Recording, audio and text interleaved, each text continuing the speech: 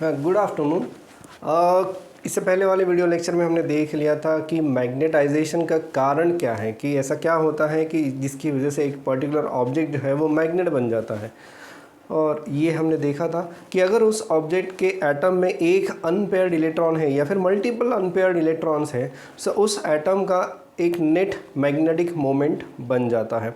और ऐसे group of atoms अगर एक साथ हमने जोड़ दिए, so we may get some additional magnetic moment for that material। तो ये था कारण उस मैग्नेटिक प्रॉपर्टीज़ का कि कोई ऑब्जेक्ट अगर मैग्नेट है तो वो मैग्नेट इसलिए होता है क्योंकि उसका नेट मैग्नेटिक मोमेंट रहता है। अब बात करते हैं आगे का टॉपिक जो है वो है ये magnetization and magnetic intensity. Magnetization and magnetic intensity ये एक टॉपिक है जो आगे उन्होंने डिस्कस किया है। It is starting from page number 255। तो डिस्कशन कुछ ऐसे शुरू किया है उन्होंने। वो कह रहे हैं कि जैसे कि एक पर्टिकुलर एटम है, उसमें अनपेयर्ड इलेक्ट्रॉन है, तो उस एटम का अपना एक मैग्नेटिक मोमेंट रहेगा। ठीक है, इसके बाद ये सारे एटम्स अगर एक साथ मिल गए तो ज़रूरी नहीं है कि हर एक एटम का मैग्नेटिक मोमेंट एक ही डायरेक्शन में रहेगा। सपोज़ ये कुछ एटम्स है, इस वॉल्यूम में एक एटम का मैग्नेटिक मोमेंट ऐसा है, दूसरे का ऐसा है, तीसरे का ऐसा है, देन इसका भी ऐसा है, then here it is like this, here it is like this. तो यहाँ पे ये पता चलता है कि ये सारे मैग्नेटिक मोमेंट जो है वो एक दूसरे को कैंसिल कर रहे हैं। और उसकी वजह से क्या होगा? उसकी वजह से होगा ये कि इस पूरे सब्सटेंस का जो मैग्नेटिक मोमेंट है वो ज़ीरो हो जाएगा। वो substance it will not act as magnet क्योंकि उसका मैग्नेटिक मोमेंट ज़ीरो है। अब आगे बढ़ते हैं। पर अगर ऐसा कोई सब्सटेंस है जिसमें बहुत सारे एटम्स हैं और atoms are randomly oriented, basic atoms are randomly oriented, so due to that random orientation कुछ मैग्नेटिक मोमेंट दूसरे मैग्नेटिक मोमेंट को कैंसिल कर देते हैं, जैसे यहाँ पे हो रहा है। बट कई बार ऐसा होता है कि पर्टिकुलर ऑब्जेक्ट में वो कैंसिल नहीं हो पाता। सो उस ऑब्जेक्ट का एक नेट मैग्नेटिक मोमेंट बन जाता है। और ऐसा एक एग्जांपल भी उन्होंने यहाँ पे दिया है। वो एग्जांपल है Fe3O4। ये जो सब्सटेंस है इसका कुछ ना कुछ मैग्नेटिक मोमेंट रह जाता है जो कैंसिल नहीं हो पाता दूसरे इलेक्ट्रॉन्स की वजह से या फिर दूसरे एटम्स की वजह से। यानी सारे एटम्स का मैग्नेटिक मोमेंट आप ऐड करो तो थोड़ा सा नॉन ज़ीरो मैग्नेटिक मोमेंट रह जाता है। तो ऐसा एक एग्जाम्पल उन्होंने बोला है कि इट इज़ Fe3O4। तो एक मैग्नेटिक मोमेंट उसका बन गया है।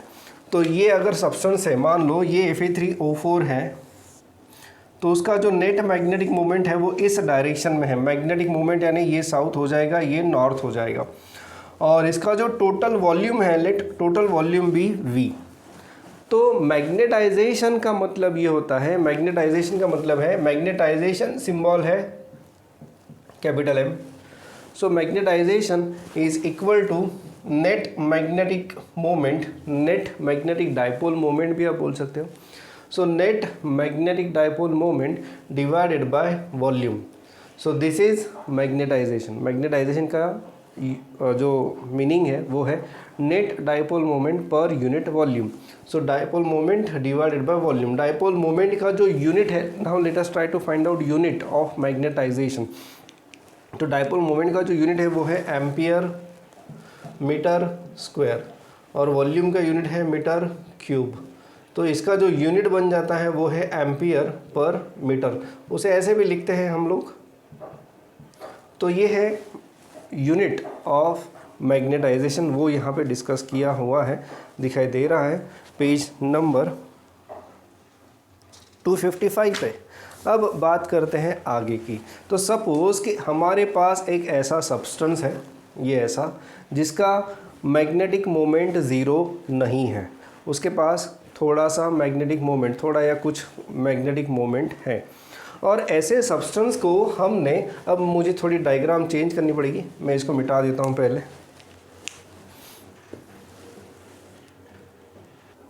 हाँ जी, तो हमारे पास एक सब्सटेंस है जिसका कुछ मैग्नेटिक मोमेंट बन रहा है। तो ये है वो सब्सटेंस और ये जो सब्सटेंस है ना वो मैंने एक सोलेनॉइड में रख दिया, ये जो सब्सटेंस है वो मैंने सोलेनॉइड में रख दिया। Let I be the current through this solenoid, ये करंट आई जो है वो उस सोलेनॉइड में से जा रहा है। तो सोलेनॉइड के अंदर हमने वो सब्सटेंस रखा है जिस सब्सटेंस का कुछ मैग्नेटिक मोमेंट है। तो अब मुझे बताइए नेट मैग्नेटिक फील्ड उस सोलेनॉइड के अंदर कितना रहेगा।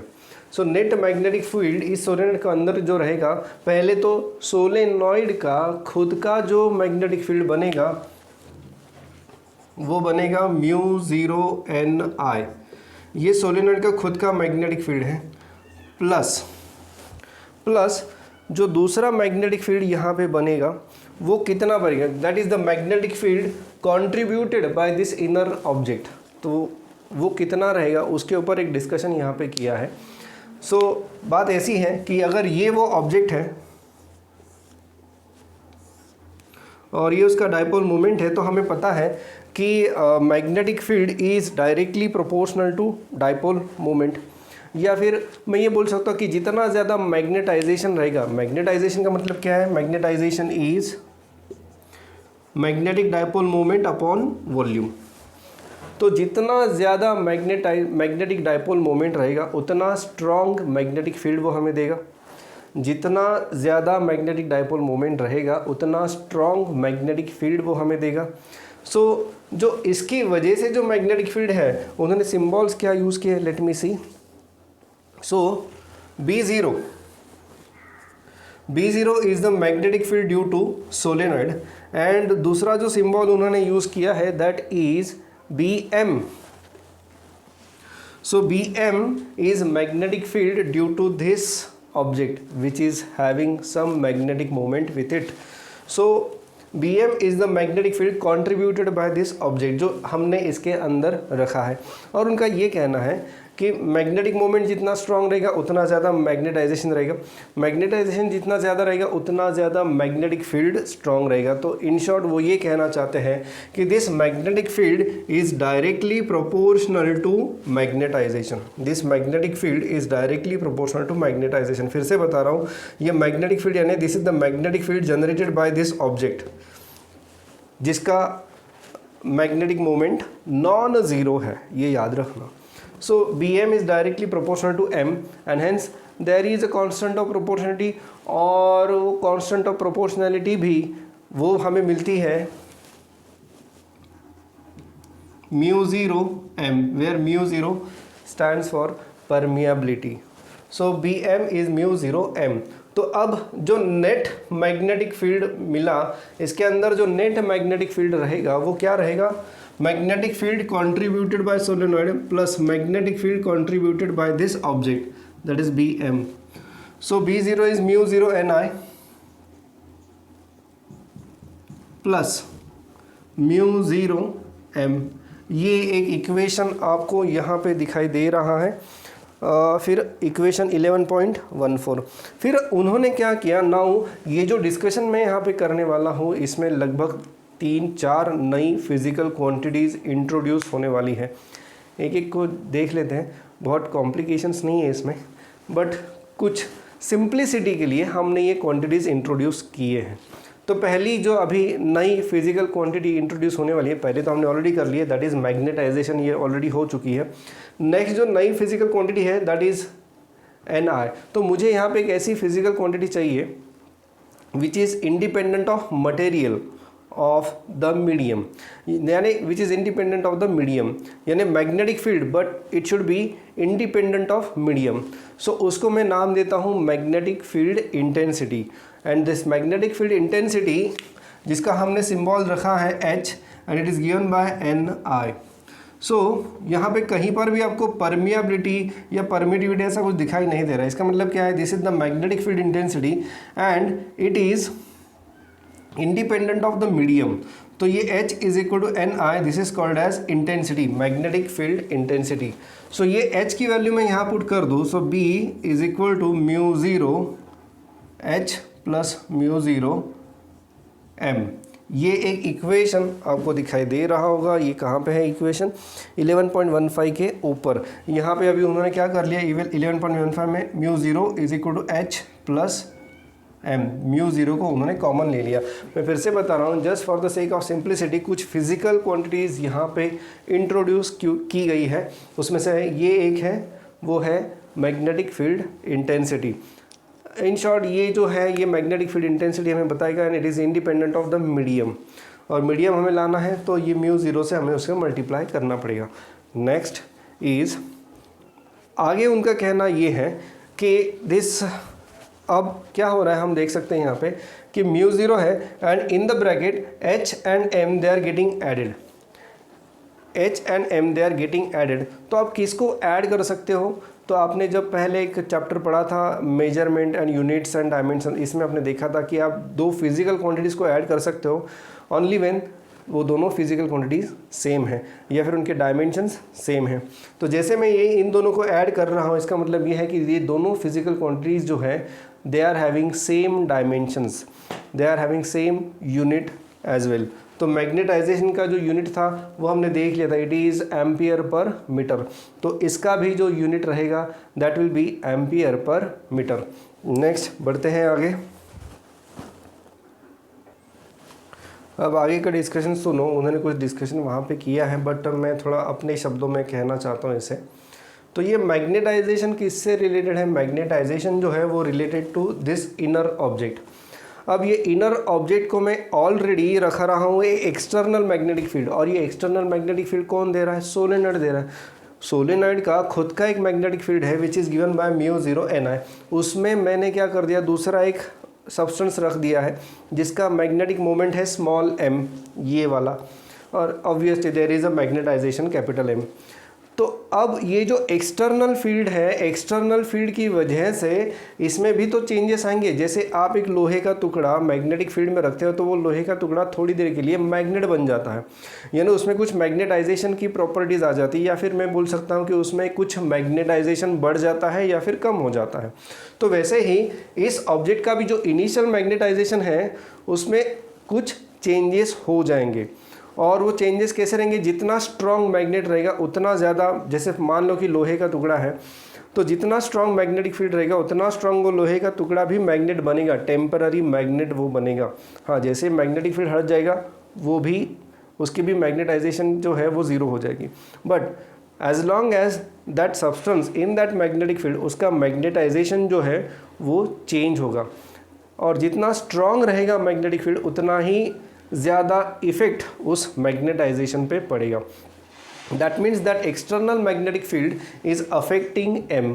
तो इसलिए ये M और H में एक रिलेशन है, और वो ये है कि M is directly proportional to external magnetic field intensity. देखो H is related to NI, I यानी करंट। तो जितना ज़्यादा करंट रहेगा उतना ज़्यादा स्ट्रॉन्ग मैग्नेटिक फील्ड रहेगा सोलेनॉइड का, और जितना स्ट्रॉन्ग मैग्नेटिक फील्ड रहेगा उतना ज़्यादा चेंज इस मैग्नेटाइजेशन में रहेगा, यानी magnetization is directly proportional to H। Again there is another physical quantity, that means मैं यहाँ पे लिख सकता हूँ M is equal to H। अब ये जो दिख रहा है ना सिंबल, ये दिख रहा है X की तरह, बट इसे जैसे अल्फ़ा बीटा गैमा है तो इसे कहते हैं चाय, चाय बोलो या काय बोलो जो भी है, तो इसे हम कहेंगे चाय। ये लैटिन वर्ड्स में इसको चाय या काय बोलते होंगे, मुझे नहीं पता, बट ये आपके लॉग टेबल में देखना, लॉग टेबल में इसका जो नाम दिया है वो दिया है चाय, जहाँ पे अल्फ़ा बीटा के नाम दिए ना वहीं पे ये नाम आपको दिखाई देगा। सो ओके, थोड़ा सा अलग नाम है, यानी अलग यानी वही नाम है जो हम पीते हैं, कोई बात नहीं, आगे बढ़ते हैं। So M is equal to this X into H, मैं X ही बोल देता, दैट विल बी बेटर। इस X को कहते हैं ससेप्टिबिलिटी। तो ससेप्टिबिलिटी का मतलब ये है कि अगर आप एक ऑब्जेक्ट को मैग्नेटिक फील्ड में रखते हो तो वो ऑब्जेक्ट किस तरह से बिहेव करेगा, so that behaviour depends on this susceptibility, यानी उस ऑब्जेक्ट का मैग्नेटाइजेशन बढ़ेगा या कम होगा उसे हम कहेंगे बिहेवियर। और इस बिहेवियर यानी ये susceptibility, how susceptible that object is with the magnetic field. तो हो सकता है कि उसका मैग्नेटाइजेशन कम हो, इन दैट केस ये ससेप्टिबिलिटी जो है वो निगेटिव होगी, और अगर उसका मैग्नेटाइजेशन बढ़ेगा तो ससेप्टिबिलिटी जो है वो पॉजिटिव रहेगी। सो एनीवे, अब ये m की जगह पे यहाँ पे मैं ये वैल्यू पुट करता हूँ तो मुझे क्या मिलेगा, b, मैं m की वैल्यू यहाँ पे इस इक्वेशन में पुट कर रहा हूँ। So b is equal to mu zero h plus X H. अब यहाँ पे h कॉमन आ गया, so b is equal to mu zero 1 plus X H. Now again there is another physical quantity and that quantity is called as relative permeability. So relative permeability किसे कहेंगे, mu zero mu R into H, where mu R is equal to 1 plus chi या फिर 1 plus X. So mu R is equal to 1 plus X. This mu R is called as relative permeability. ये दिया है कहीं पे तो मिल जाएगा आपको, यस उसी पेज पे 256 पेज पे ये सब कुछ उन्होंने दिया है। एंड फाइनली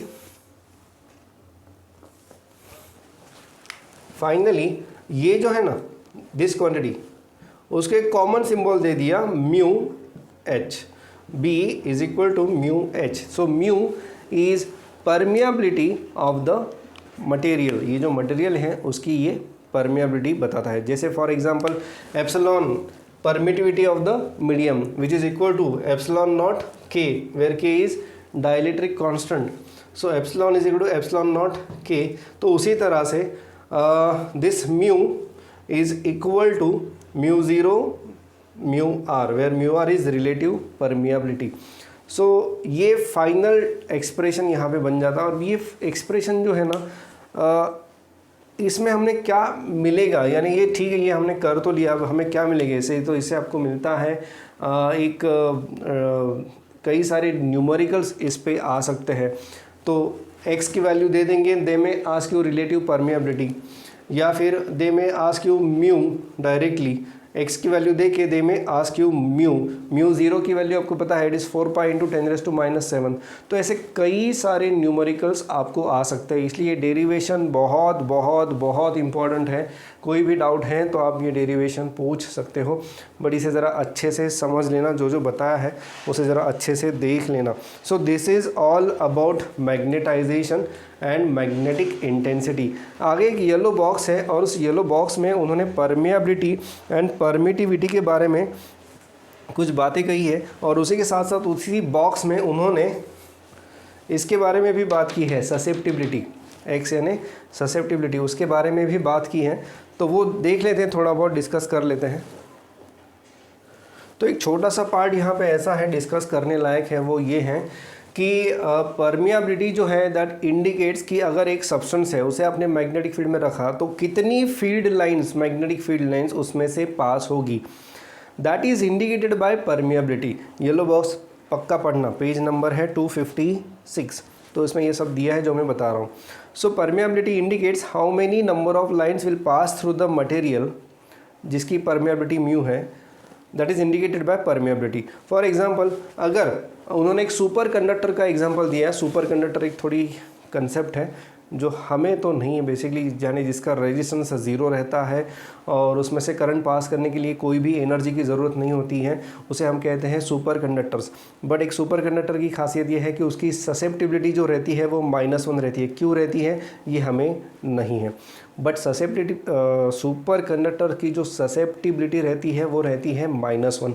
अब अगर ससेप्टिबिलिटी -1 है तो यहाँ हम देख सकते हैं, देखो ये मैं लिखता हूँ mu which is equal to mu not mu are,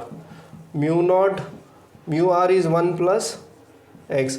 अब अगर ससेप्टिबिलिटी -1 है यानी x की वैल्यू यहाँ पे -1 हो जाएगी, 1 - 1 0 हो जाएगा, तो आपकी परमियाबिलिटी जो है वो हो जाएगी 0। परमियाबिलिटी 0 है, इसका मतलब उस मटेरियल को अगर मैं मैग्नेटिक फील्ड में रखता हूँ तो उस मटेरियल में से कोई भी फील्ड लाइन नहीं जाएगी, ये इसका मतलब है। तो निगेटिव परमियाबिलिटी यानी मिनिमम फील्ड लाइंस उस ऑब्जेक्ट से जाएंगी। निगेटिव यानी अगर -1 है तो फिर 0 लाइंस जाएंगी, पर अगर निगेटिव है तो भी मिनिमम फील्ड लाइंस उस मटेरियल से जाएंगी। फील्ड लाइन्स यानी सिर्फ मैग्नेटिक फील्ड लाइन्स की मैं बात कर रहा हूँ, ठीक है। तो susceptibility is nothing but a behaviour of the object when it is kept in magnetic field. For example, अगर उसकी ससेप्टिबिलिटी हायर है तो उसमें जो मैग्नेटाइजेशन उतरेगा once it is kept in a magnetic field, तो मैग्नेटाइजेशन भी ज़्यादा रहेगा। अगर उसकी ससेप्टिबिलिटी लोअर है तो मैग्नेटाइजेशन कम होगा, और अगर उसकी ससेप्टिबिलिटी निगेटिव है तो मैग्नेटाइजेशन जो है वो अपोजिट होगा यानी उसमें से कोई भी फील्ड लाइन्स पास नहीं होगी and it may gate repelled by the magnetic field. तो रिपेल क्यों होगा ये हमें पढ़ना है next topic, that is diamagnetism में। तो हम बढ़ते हैं आगे। आई होप ये डेरिवेशन थोड़ा सा अलग है, कई सारी फिजिकल क्वांटिटीज इसमें ऐड हो जाती है, तो थोड़ा इसे आप रिवाइज करके फिर से एक बार देख लो, कहीं पर भी कोई डाउट है तो आप पूछ सकते हो। तो मैं अभी आगे बढ़ रहा हूँ और जो नेक्स्ट टॉपिक है that is magnetic properties of materials. तो देखते हैं ये क्या है। अब नेक्स्ट एक टॉपिक शुरू हो जाता है, वो है मैग्नेटिक प्रॉपर्टीज़ ऑफ मटेरियल। थोड़ा सा लास्ट सेक्शन बचता है इस चैप्टर का, जहाँ पे उन्होंने मटेरियल को 3 पार्ट्स में डिवाइड कर दिया है, diamagnetic substance, paramagnetic substance and ferromagnetic substance. एक छोटा सा टेबल दिया है पेज नंबर 258 मेरे ख्याल से, नहीं 257 पे, और वहाँ पे उन्होंने ससेप्टिबिलिटी की वैल्यूज़ दी है उस छोटे से टेबल में, टॉप में आप देख सकते हो। वहाँ पे ये पता चलता है कि डायमैग्नेटिक सब्सटेंस की जो ससेप्टिबिलिटी है उसकी वैल्यू कम है, बहुत कम है मैग्नीट्यूड, और वो मैग्नीट्यूड निगेटिव है। पैरामैग्नेटिक सब्सटेंस जब हम देखते हैं तो उसमें ससेप्टिबिलिटी की वैल्यू कम है बट वैल्यू पॉजिटिव है। एंड फेरोमैग्नेटिक की जब हम देखते हैं ससेप्टिबिलिटी वैल्यू, तो हमें पता चलता है कि ससेप्टिबिलिटी की वैल्यू थोड़ी ज़्यादा है, बहुत ज़्यादा है और पॉजिटिव है, ठीक है। ये क्या है, ये तीनों मटेरियल कौन से हैं, डायमैग्नेटिक, फेरोमैग्नेटिक एंड पैरामैग्नेटिक, ये इसको एक एक करके पकड़ते हैं। तो पहला हम पकड़ेंगे डायमैग्नेटिक सब्सटेंस को।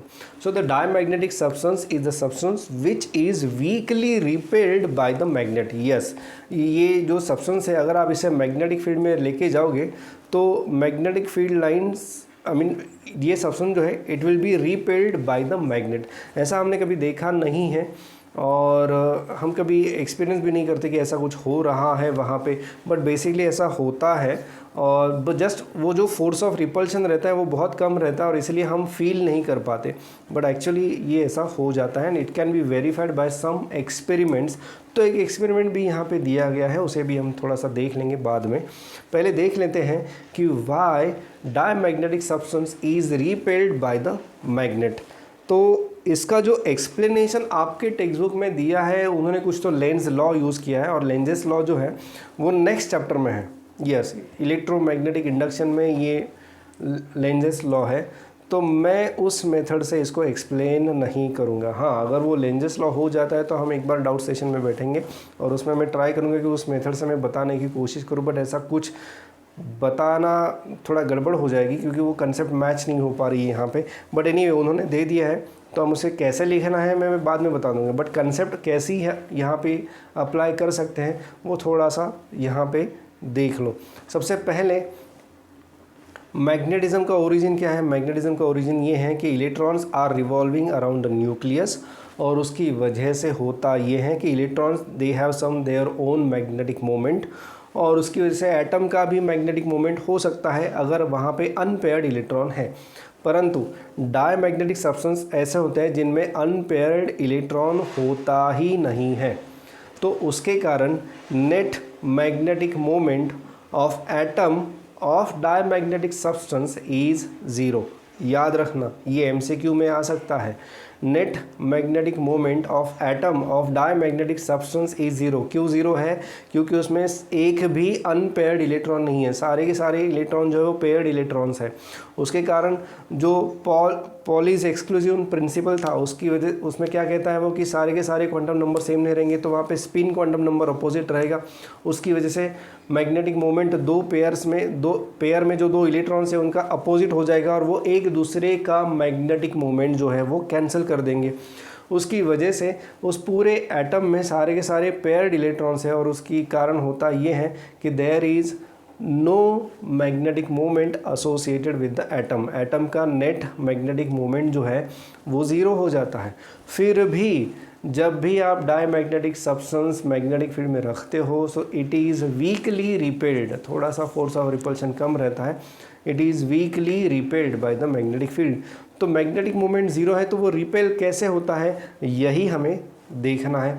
तो मैं थोड़ा अलग कंसेप्ट में ये एक्सप्लेन करने जा रहा हूँ, और जो कंसेप्ट टेक्स्ट बुक में दी है वो हमें फॉलो अभी तो नहीं करनी है, जब आप नेक्स्ट चैप्टर पढ़ोगे तो हम इसको ट्राई करेंगे फिर से उनके शब्दों में समझने की, बट अभी हम उनके शब्दों में नहीं समझ सकते।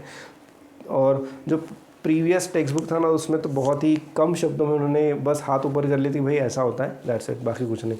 बट मैं ट्राई कर रहा हूँ, उन्होंने जो एक डायग्राम यहाँ पे दी है, कौन सी डायग्राम है ये 11.5, उसकी मदद से मैं ये इसको एक्सप्लेन करने की कोशिश कर रहा हूँ। सो देखो यहाँ पे क्या हो रहा है।